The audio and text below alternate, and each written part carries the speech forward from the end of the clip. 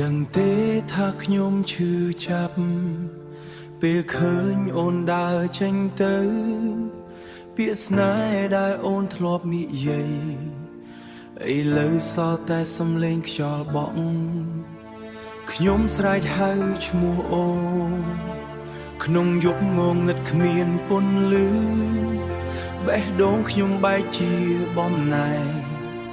តែអូនមិនដែលបានឮ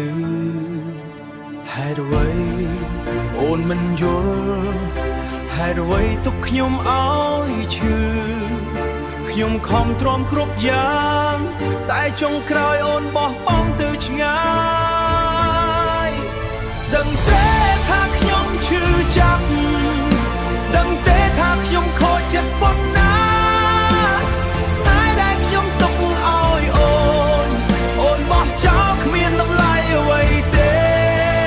ខ្ញុំស្រែកដល់មេឃលើឲ្យអូនត្រឡប់មកវិញ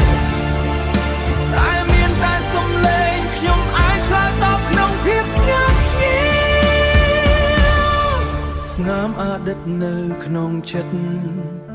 វាមិនដែលលែងឈឺទេរូបអូននៅគ្រប់ទីកន្លែងធ្វើឲ្យខ្ញុំមិនអាចភ្លេច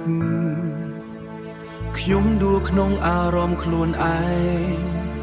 មិនដឹងត្រូវទៅណាទីពេលគ្មានអូននៅក្បែរជីវិតខ្ញុំគ្មានន័យអ្វីទេបើអូនបានឮសំឡេងនេះសូមដឹងថាខ្ញុំមិនដែលបោះបង់អូនទេ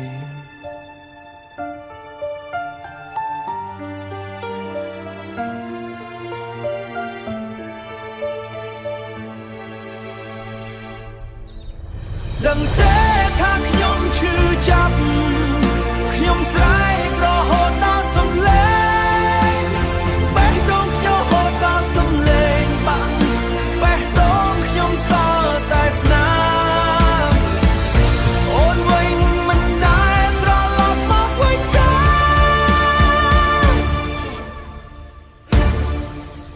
អូនវិញមិនដែលត្រឡប់មកវិញទេ